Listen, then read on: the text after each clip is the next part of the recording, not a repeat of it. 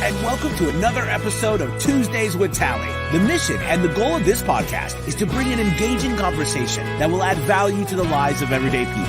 We will inspire, encourage, educate, and tell the stories of America's finest men and women in an effort to motivate you to live your life to its fullest potential.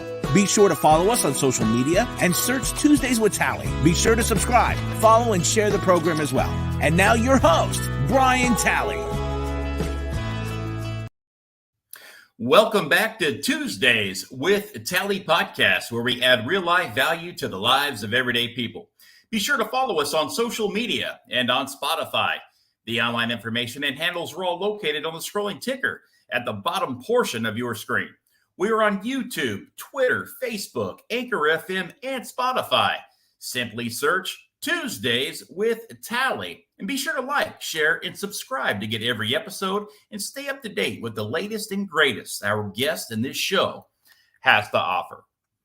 Folks, I want to celebrate this podcast. Today is day 127 of this brand new podcast, and we mark our 90th episode. 90 episodes in 127 days. We have been blessed with so many great guests and so many of the finest that America has to offer, both men and women from across this country that has added so much value to the lives of everyday people, the folks that tune in with their great stories of inspiration and encouragement, and really just give everything that we can to those folks out there that may be needing to hear it to help them with their walk in life. Now, are you a business owner? Because if you are, I'm talking directly to you right now. Look, email me today, thetallybill@gmail.com. That's thetallybill@gmail.com. Let's sit together. Let's sit down, have a conversation, and let's advertise at your business right here on this podcast. Let me help you reach your goals. Let's put a marketing plan together and develop a strategy to take your business to the next level. Folks, we have a very special guest joining us on today's program. Kellen Giuda is the founder and CEO of American Military News, one of the largest online military news platforms in the world, reaching millions of readers every month. The mission of American Military News is to inform the general public on the American military, global affairs, and culture. Since its founding in 2015, American Military News has engaged with over 150 million readers, and its mobile apps have become the highest, most rated military news app on Google and Apple app stores. Kellen previously owned and operated an operations management firm in New York City and Washington, D.C. And prior to that, he was a project manager at an architecture firm in downtown Manhattan. Kellen worked with the former Speaker of the House, Newt Gingrich, and served as his National Coalitions Director for his 2012 presidential campaign. Kellen is a member of Business Executives for National Security, the Online News Association, and the Society of Professional Journalists. Kellen has also served on the board of directors of various nonprofit organizations. Kellen graduated from the University of Miami School of Architecture with the Bachelor of Architecture. And with that, we are honored to be joined by the president and CEO of American Military News, Kellen Giuda. How are you, sir? Doing great this morning. How are you? Thanks for having me on. Another day, another dollar, another podcast. A little chilly here in Houston today, but I'll take it. Yeah, Virginia, we're getting a wintry mix, snow and rain and, all that fun stuff. Yeah, I'm looking at that Christmas Day forecast, and the South is looking like it may be hit a little bit. I don't know what's looking out there on the Christmas Day forecast, but here we may even get a little bit of snow. Yeah. Well, good. I'm sure you guys will weather it fine. Mm-hmm. Yeah, absolutely. So listen, I sincerely appreciate you coming on the program today. I mean, I know you're a very, very busy man. There's so much news out there, and you're in the news business. And there's a lot of news always in, the military and the veteran community, and you guys cover it very, very well. So again, I just want to thank you for connecting with me today. And I know so many of the followers out there and the listeners of our show are either active duty military or they're veterans or they're veteran supporters. So I think this is going to be a really good conversation that we're going to have today, Kellen. So let's just jump right into it. Now, can you tell me a little bit about yourself, where you're from, where you grew up? Yeah. Let's see. My dad graduated from Annapolis in 81. I was born a year later when he was in flight school in Pensacola. And, did the Navy brat thing, hopped around a bit. We ultimately, settled in New Hampshire. And I grew up on 200 acres in the middle of nowhere, New Hampshire. Couldn't see a neighbor's house. Me and my dog roamed around the woods, all day long. And it was great. I loved it. Very great upbringing. And then went to University of Miami architecture school. Then went to Manhattan and was an architect there. And then the financial crash took care of that for me. The firm I was working for, Italian couple, they're great people, but the financial crash hurt the firm. And so that's when I started my consulting firm. And in 2015, the firm was doing great and it was engaging work, but it was kind of missionless. And I started looking around at the world and just was noticing China more, and that, US has some, we're still heavy in the war on terror at that point. But, China was rising as an adversary. I started looking into them and said, there's a lot of news to be reported here. And I'd watch CNN and Fox and that stuff. They give you the big headlines. And then, the trade publications, Military Times and those guys, they give you the real granular stuff, right? Like uniform changes, meals, ship changes, all that kind of stuff. But there's a big gap there in the middle, right? And I felt like there are a lot of people like me who wanted to know more, kind of in that gap. And so we started reporting, and we started off as a little blog and, with the Facebook page, and kind of just learned as we went. And it's been growing ever since. And, I think we're in a time where, war on terror has wound down, and, the great power competition with China. I mean, we're in for a 50-year fight. There's just a lot of news on that. And the people are very engaged on that. And it's funny because when we first started, we'd report about China and Russia and the war on terror, and everyone was reading about the war on terror. And you mentioned Putin. Putin is in Russia, it's such a big brand from the Cold War. Russia was. They'd always read that. No one wanted to read anything about China. And then I forget what year it was, 2017 or 18 maybe. The NBA got into that spat with China. And then LeBron James was being accused of being a Chinese Communist Party mouthpiece.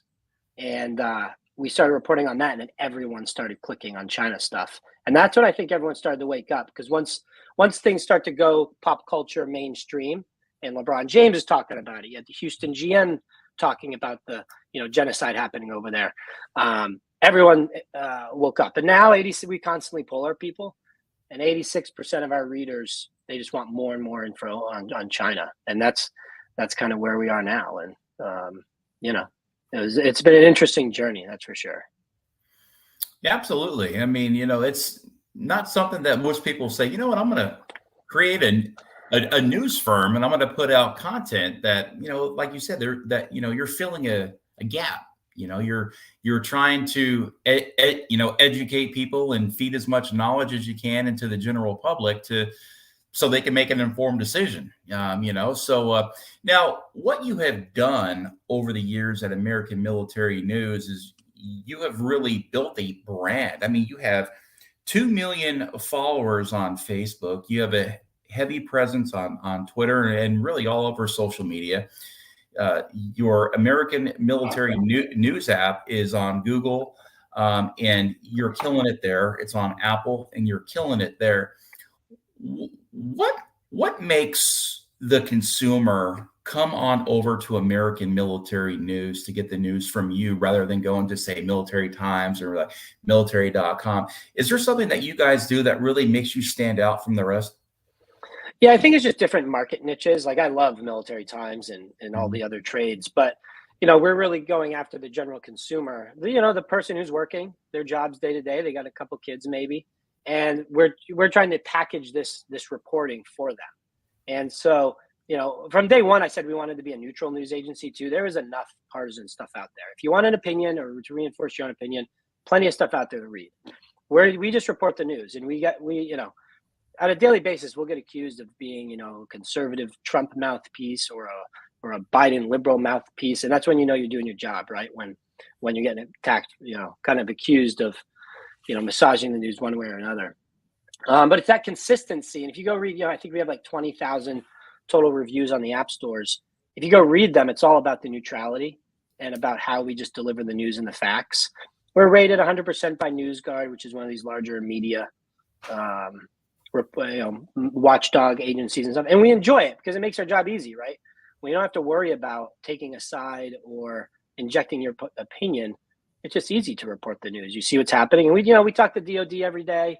We're on a lot of these phone calls. We're just reported from the second year in a row from the sidelines of the Army-Navy game. And it's great. So that's how we've built our reputation and our brand, is just being consistent with our neutrality and just delivering the news to that segment that's in the middle, right? We don't go too far in the weeds. We're not reporting on kind of the granular stuff that every service member may care about that affects their day-to-day lives, right? The uniform changes or a water damage on, an aircraft carrier or something. We're obviously covering the top line stories. But we're packaging up. The average person touches their phone over 2,000 times a day. And so when you're trying to get people's attention to, hey, you should pay attention to this, we think this is important, you really got to boil it down for them and give them information on their terms, at their speed, and fit it within their life. Because again, you open up your phone, right? What do you have? You have 50 push alerts that haven't been opened or whatever it may be. But that consistency for the neutrality and staying focused within our zone is what really helps build that brand. Now, you've done a lot in your career. You worked, on the campaign with the former Speaker of the House, Newt Gingrich, as the National Coalition's director for his, presidential campaign. What was that experience like, Kellen? It was amazing. As I became politically aware in New York City, which, I started looking around, and around the same time, I'm like, what are our national security threats? What geopolitically long-term is going to hurt us? And I started looking at the debt, and, the spending is what's going to harm this nation most over time, because we just keep spending and increasing our deficit, our interest on our debt.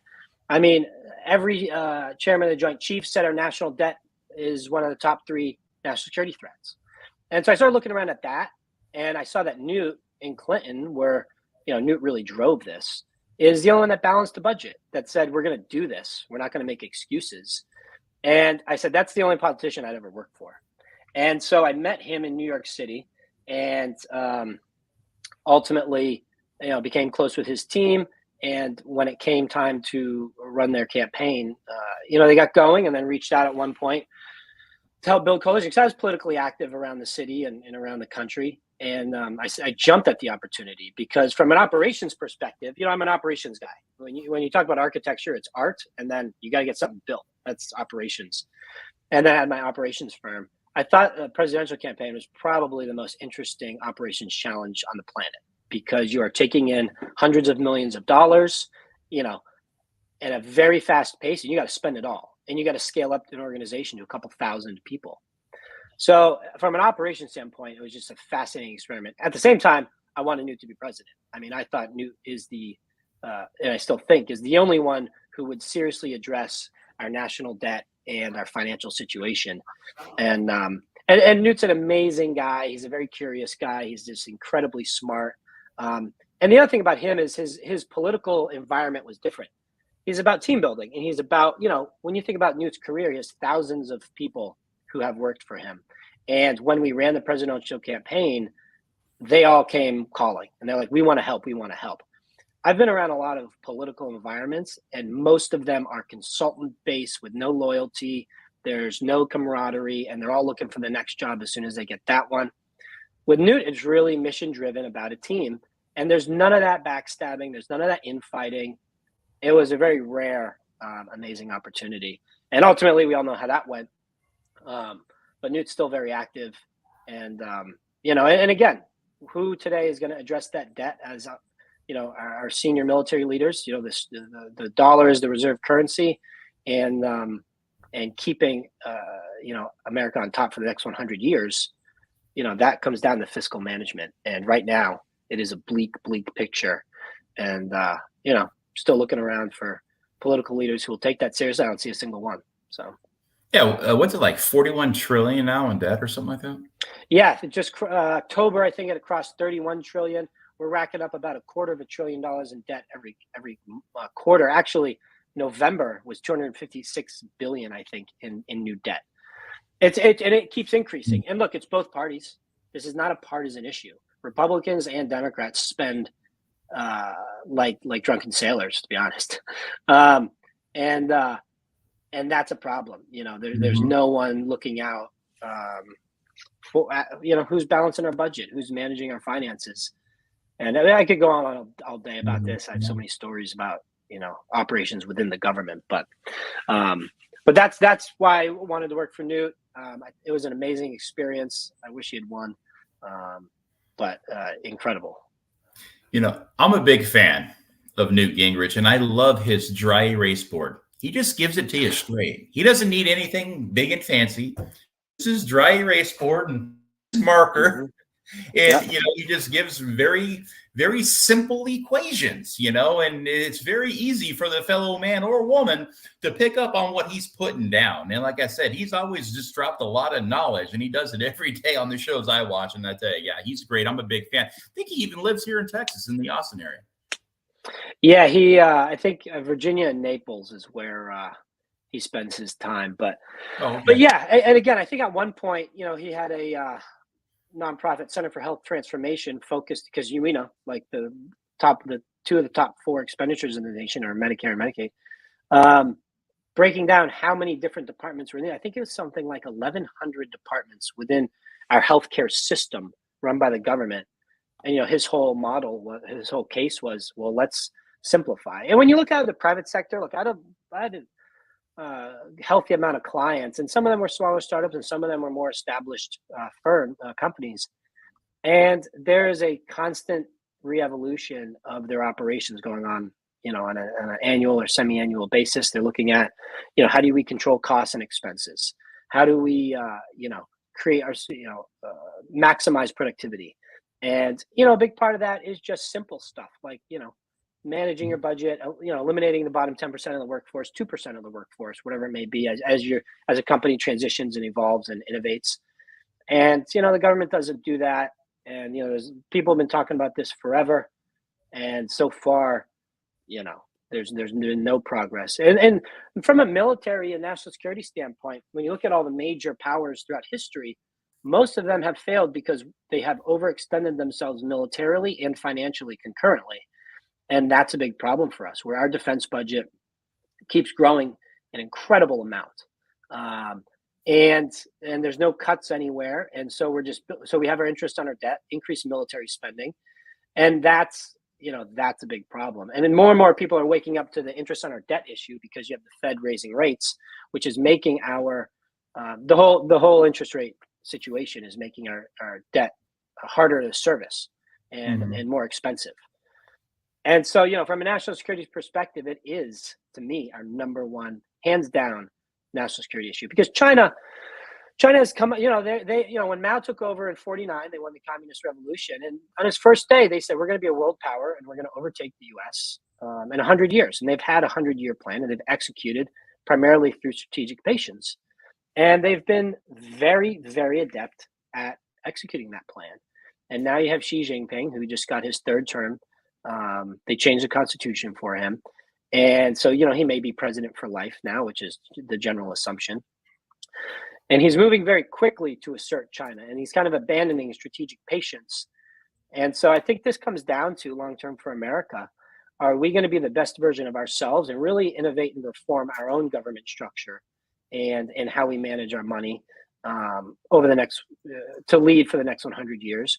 Or is China going to shoot themselves in the foot, repeat all their past mistakes, which you're starting to see them do, because you have the party more at the whim of one power, one man since Mao. So that's our challenge here in America. Can we lead for the next 100 years? Because if we want to, we have to innovate and reform how we do things. And even, talk to any senior military leader, I talk to them often.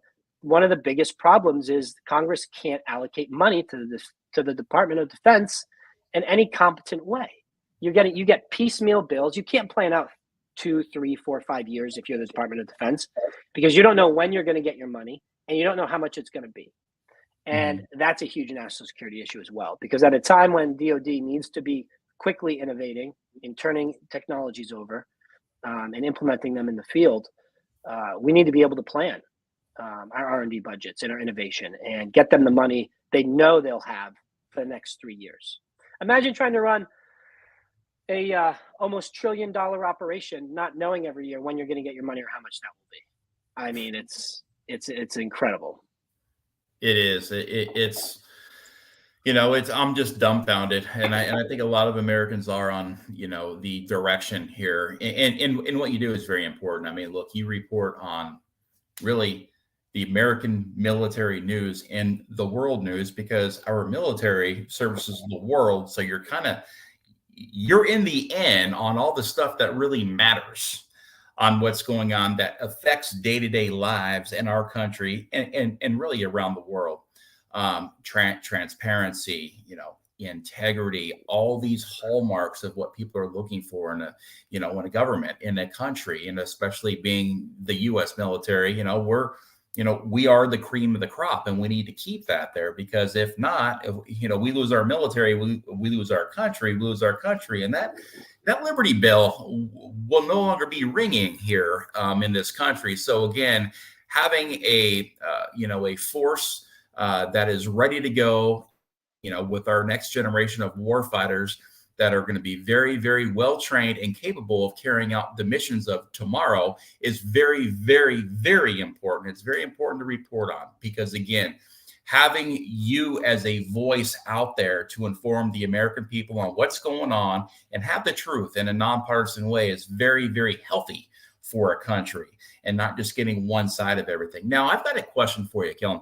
Now, at American Military News, we have so much going on in the military. I mean, there are thousands of issues out there that we could probably report on today. However, your team, they pick and choose what they want to report on, because you can't report on everything. Mm-hmm. How do you go through that selection process on what makes the news and what doesn't make the news? Yeah, that's a dynamic process every day, because when you're targeting people who are extremely busy, touching their phone 2,000 times a day, everyone's marketing to them everywhere they go.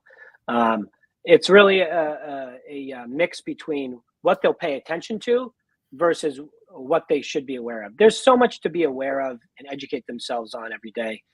What average person has time to read a 2,000-word article as they're running around their day and at work, right? Not many. And so, and what are they going to read about, right? And when you talk about national security, that's another consideration, because national security is everything from, the strength of the dollar as a reserve currency all the way down to law and order on the streets, because, so many things that underpin our day-to-day society that keep us a functioning, safe society are being attacked, and they're being from both sides, and everything is being politicized, right? And so even police are controversial these days. Well, when you look at national security, if you start to lose faith in our institutions of law and order, or the police, or the Supreme Court, or Congress, Congress's approval rating is notoriously low.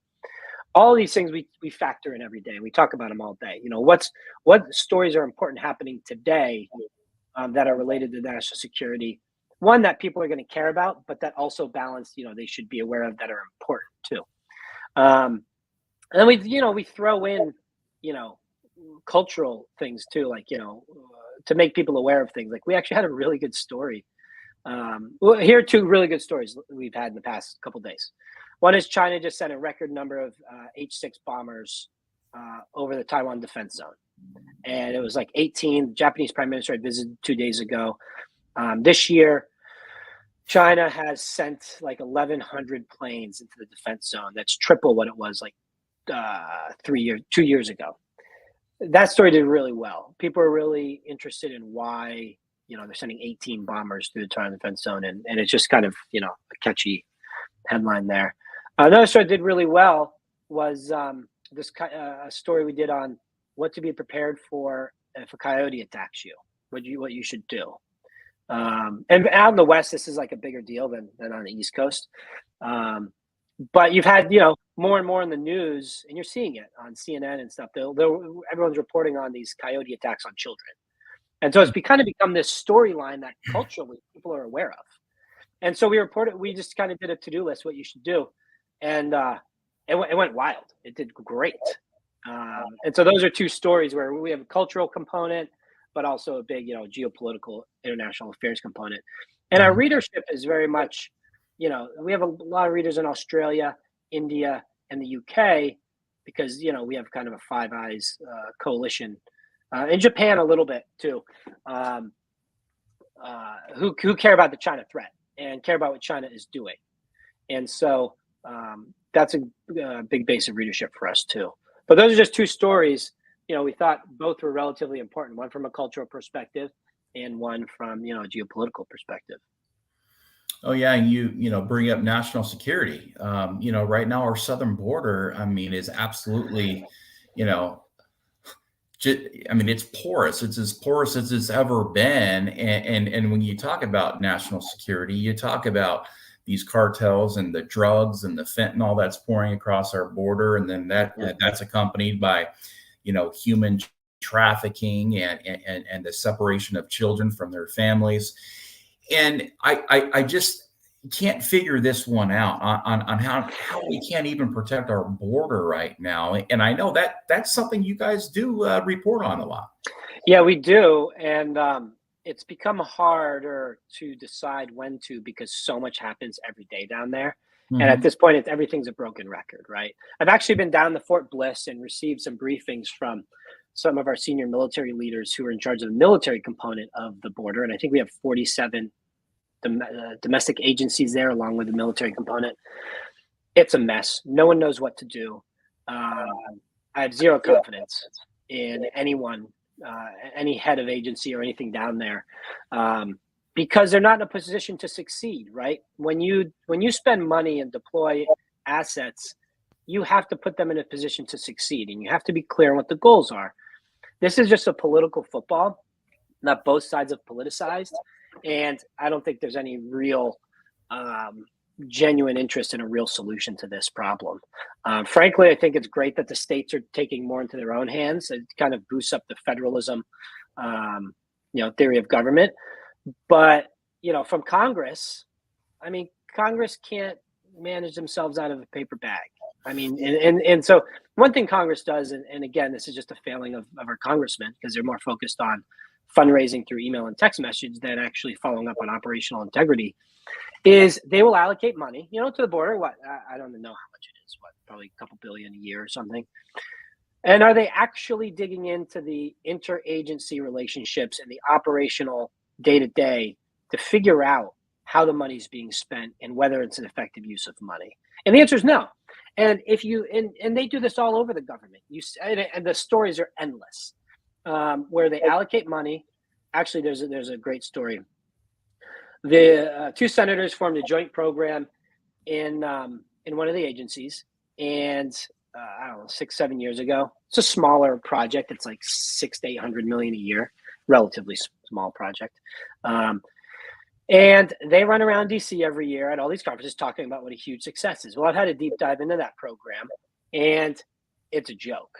It is a complete joke, but they run around talking about it because it sounds sexy and it sounds great. And, they're politicians, they can wax poetic about it. It's a small thing in the drop of a $4 trillion budget, but that's a great example where they are not doing their job.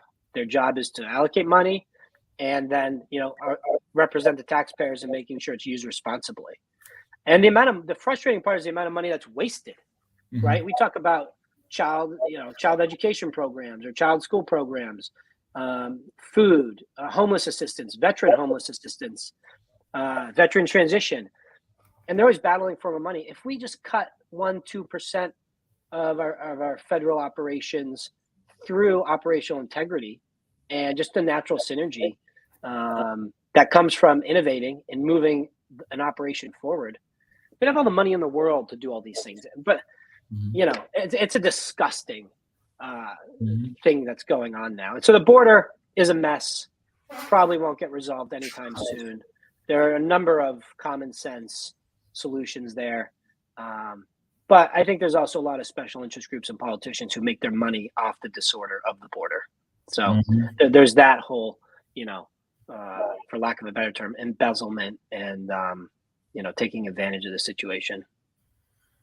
Scary, very, very scary for us right now in today, as well as tomorrow, and our, the future of our country, in our future generations, of our children and their children. It's a very scary time in our country right now, and it's very unprecedented. And I pray every day for our country. I pray every day for our leaders that at some point we will come together, be Americans again, sit down at that same table, agree to disagree, but work in the best interest of the United States of America. And that's what we need to do. And I know that's what you report.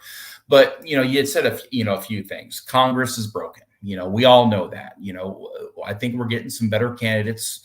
I think people are starting to wake up and say, you know what, I'm being called to serve. I want to fight for my country. But this time it's going to be in the form of walking the halls of Congress through legislating in a way that will make sense, again, for the United States of America, to keep our freedom and our liberty bell here ringing at home, to protect our future generations, like I said. And the scary thing is that, you've got 2-year terms in Congress, and these guys will work for 1 year. And then the next year, they're not doing any work. All they're doing is grandstanding, and they're campaigning for their next election. So when you get elected, you have 1 year of work. And that's what a lot of people fail to understand. Like right now, we're in a lame duck Congress. So again, what is it? It's all grandstanding. It's all just blah, blah, blah, blah, blah. And there comes a time where people just start to tune out, because they're like, it's broken. Nothing will ever get fixed. It's the same song and dance. I've been doing this my whole entire life, generation after generation after generation. It's the same thing. Now, when you also said too, we have to pick and choose what we report on, and strategize on when and how we report it. Because when you report the same thing over and over again, you do sound like a broken record. But again, people will tune out because they're like, oh, it's the border again. We have grown accustomed to having an open border. We have grown accustomed to having all these problems coming in, from the drugs, from the fentanyl, to the trafficking, and the separation of families. And again, that's not the United States of America. That's not the country I know. Now, in old times, when you would report on something, being a newsman or a newsmaker or a news organization, that is pressure that is put on, say, members of Congress or the government, and having the people behind you to drive that awareness.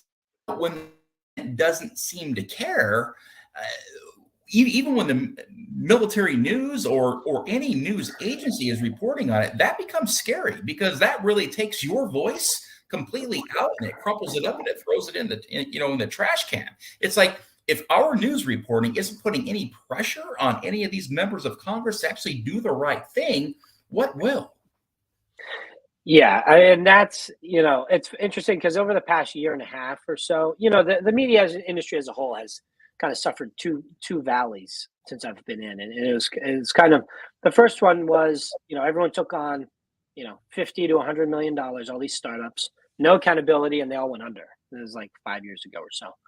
Right now, we're entering a second, or we're kind of in a second valley, because advertisers are pulling back because of the upcoming, possible recession, and you're seeing organizations get bought up or just go under. And so I feel like we've been accepted more lately, the past year and a half, as we've got staying power, which we do. We're in a great operation, and we'll be around a while. And so you've seen more and more people start to pick up our stuff. And we've seen, liberal celebrities and conservative celebrities, and also politicians on both sides, start retweeting our stuff more. We just appeared, and, Marco Rubio put out a report. He cited some of our stuff on it. PETA comes to us with all their stuff, and we report on some of the stuff they put out. Because all this stuff, the unity thing is an important thing too. I mean, that's always on the tip of the tongue of the senior military leadership that I speak with, and all that. But we're going to get the news out one way or another. We're not going to have an agenda. And so, yeah, we've had some staying power. We get this stuff out, and I think people are starting to see that we do this neutrally. And so, they've started picking our stuff up more.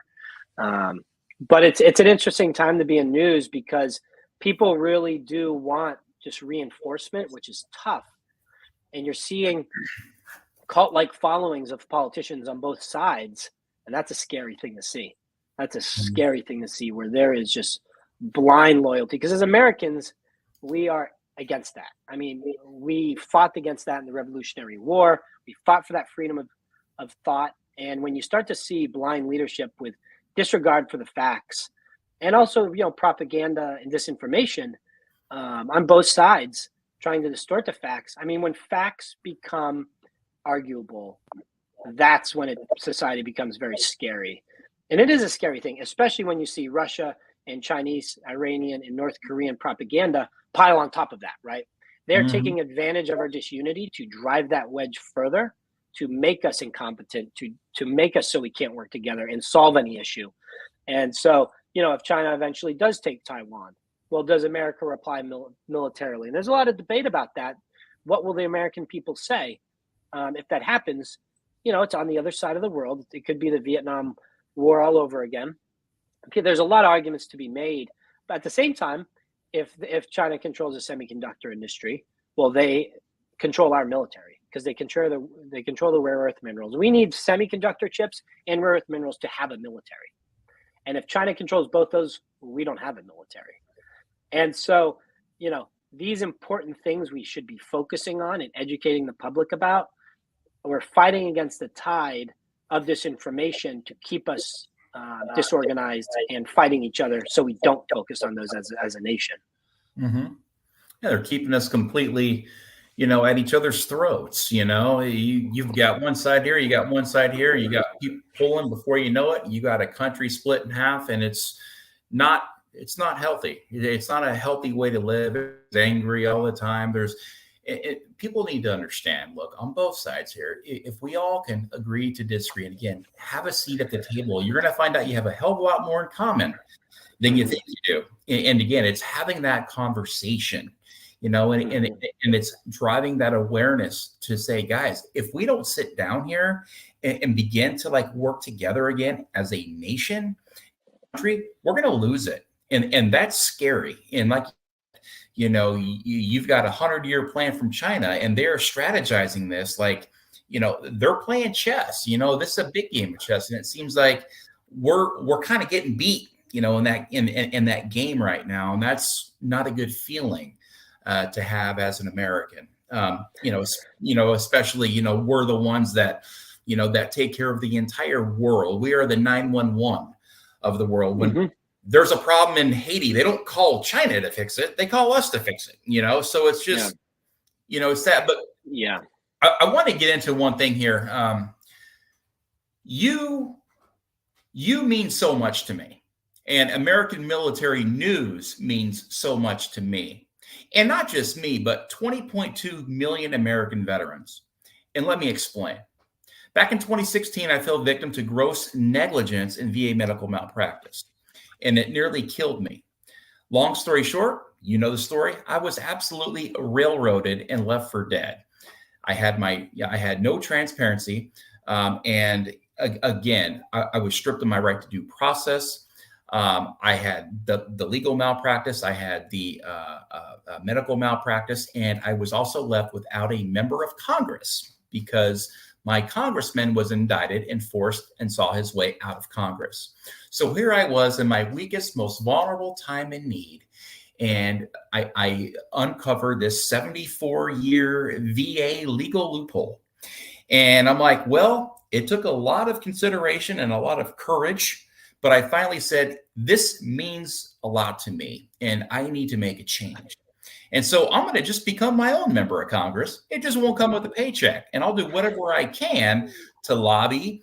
And again, to earn that seat at the table, to sit down with lawmakers and to influence them on a law change and propose a law change. A lot of people, a lot of veterans, whatever, they get, they find themselves on a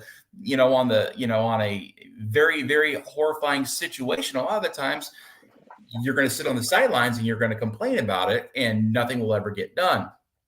In my case, I got off the sidelines finally after years, and I put myself into the game, and I brought a solution with me. I drafted my own bill, and I delivered it to the very steps of the Capitol building in DC where laws are made. And I had American Military News follow my story from day one all the way until it crossed the finish line. You guys reported on. I think you guys did like a total of 6 stories over a 3-year period. And you played a monumental role in raising the awareness in what was going on in the VA in this legal loophole. So I just wanted to thank you from the bottom of my heart. I sincerely believe if it wasn't for the work that American Military News did and the reporting that your staff did, I don't believe that we would have law today, and all these bills behind me would still be dying and being reintroduced in Congress and dying and reintroduced in Congress. So on behalf of the veteran community and on behalf of myself here in the Tally Bill, I just want to thank you for reporting on this story, because it's so important. Like I said, when medical malpractice and gross negligence happen in the VA hospitals, there needs to be accountability and transparency. And the fight was never with the VA doctors or clinicians. We're all human, and we all make mistakes, and there will be clinical errors that happen in any hospital in America. But once it gets to the Office of General Counsel and they kind of cherry pick things and turn things around to work against the veteran and against their best interest, that's where it became, fraudulent and criminal. And we needed to make a change to ensure the rights and protections of all veterans who are receiving care at the VA hospital. It's the right thing to do. It's a humanitarian thing to do. And really, at the end of the day, it's it's humanity here, right? To do the right things. Yeah. The work you did and all that. It's just amazing. It's not the work we did. It's the work you did. We had, what you did is incredible. And it's a testament to how the process should work. It's funny because I've been involved in lawmaking processes and House caucuses, all that stuff. And every step of the way, you kept making progress. I'm like, this is incredible. Like, this guy is making real good progress. And it was our duty to report on this, because one of the things I said when I started AMN is, we need to help get the stories out there that will make change, because the service member gets railroaded by big brass all the time. And, and it's, again, it's almost $1 trillion bureaucracy. The military is no different than any other bureaucracy. There are old laws, old rules, people taking advantage of such. What you did is absolutely incredible, and everyone should be thanking you, because for all the people it will help moving forward. And, here you are laid up with your back, after service. It's just inspirational. I'm in awe. And everyone owes you a debt of gratitude, because you showed people it can be done. And that's how it should work. And you're not going to take anything sitting down. And you really, fulfilled the ethos of a Marine right there. It's just incredible what you did. So no, we were happy and fortunate to be able to report on that story, because we see stories go like this all the time. You'll see a story start, you see people start an effort, and as reporters, we were continually following up on things, right, and following these storylines. And yours just went boom, boom, boom, boom, boom, and incredible, because we see so many of these things fail. And news agencies can only do so. We report on it and get out there and hope it can drive awareness and education. And then and it's always AMN too. We're part of a community, right? Mm-hmm. This military reporting community, and I love all the work. I'm an avid reader of all the other publications, and when we start to see the military publications start to pick up on a story, either from one of our stories or one of their stories, we all kind of amplify it, especially if there's injustice going on or just something needs to be changed. And and what you did was just amazing. So thank you, and keep up the fight, because anyone who can get a bill. How many years did it take?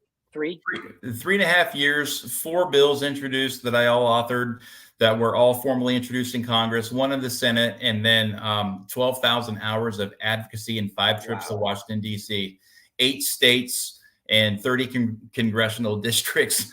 I was a very busy man. I was doing it all in pain, and that's the thing. In my weakest, most vulnerable time of need, and I look back at this, and I was a broken man.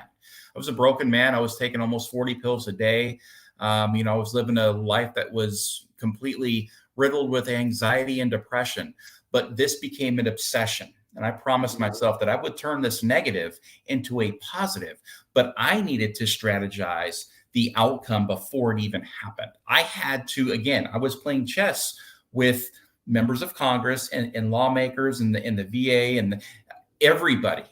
And I needed to reach folks like you, again, to get the story out there, to drive the awareness. So when I'm there walking the halls of Congress, they've heard about it, they've seen it, they get to meet me firsthand, they get to hear the story, they get to hold the bill, they've got it in their hand, they could see the old law from 1946 and how it's completely destroyed the lives of veterans and their families for generations.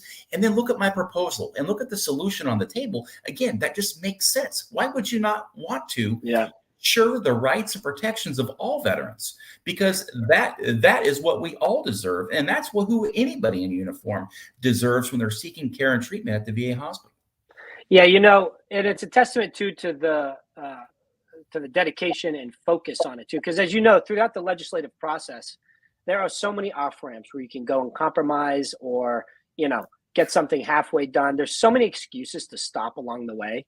And ultimately, that's what Congress does in a lot of these very clear cases, right? It's going to ruffle feathers of somebody somewhere along the line. So they try and create these off ramps so they can make everyone happy. And in a situation like this, there are a lot of people to make upset, but you stayed focused and true to that mission. And that's what's also very impressive is it was unwavering. It was singularly focused, and you just stayed right on line with that. So congratulations, and take up some more bills. And the community is full of stories of old laws or, bureaucratic hem and haw that are just denying people, either veterans or active duty, justice for, one thing or another, either the UCMJ or something related to medical or finances. But it's great that more attention. That's the one thing about the age. We're in a social media age where you have so many sources popping up from within the military who are whistleblowing and speaking out on these things, and it is putting more and more pressure on Congress to reform some of this stuff. But you just did such an incredible job. I sincerely appreciate that, man. That means everything in the world to me to hear that, especially from a man like yourself, who I've grown to become great friends with. And again, the work that you guys do over at American Military News is something that I know that you're very proud of. Yeah, and tremendously proud. And it comes down to the team. We've had, such great teamwork throughout, and we have a pretty good staying power with our reporters and our admin. And but the team, we live for stories like yours and for these bigger, broader stories where we feel like we are making a difference. And, as long as we can help build awareness and education around stories we're doing, we want to be part of that. It's one news agency very rarely is solely responsible for an era of change. And we recognize that we're just one cog in a wheel that, we have our readers, everyone else has their readers. And if we can help amplify stories that will make a difference or educate about the future of our nation and the freedom for our children and all these things, then it can be then we're happy. We've contributed to our mission is to get information out there in a clear, neutral way where people can make their own choices with what to do with that. Kellen, you're a great man. You're a great American, and you I just want to thank you so much for joining us today. Yeah, well, thanks for having me on, and this is great. And it's funny because when you texted about coming on, I always say no to these things. And I was like, yes, like it wasn't even a question. I was like, that's an incredible person right there who's doing a lot, who's accomplished a lot. That's an admirable person where I want to be on his show because, it's just what you've done is incredible. And congrats on the success of the podcast too. You're doing it's awesome, and I think all your guests, you have such amazing guests. It's in your listenership is great, and I guess you put these videos on YouTube too, and that's a testament to the work you're doing and the reputation you've built as someone who's focused and doing the right thing. I appreciate you, man. You have no idea how much that means to me. And again, I'm just doing what God's put on my lap here and put in my heart on trying to tell the stories of America's finest men and women, because we all need some inspiration and some encouragement, in these days that we're living in right now. And we are Americans and we are warriors, and we will ultimately bring our country back together and live in harmony once again, as I pray every single day. But we sincerely appreciate everything you have done and continue to do in the military and veteran community. Your service, sacrifice, and dedication to our great nation is truly admirable, Kellen. Well, thanks, and yours too. So, all right. Well, thanks again. Until next time, for Tuesdays with Tally, this is Brian Tally. Good night. Semper Fi.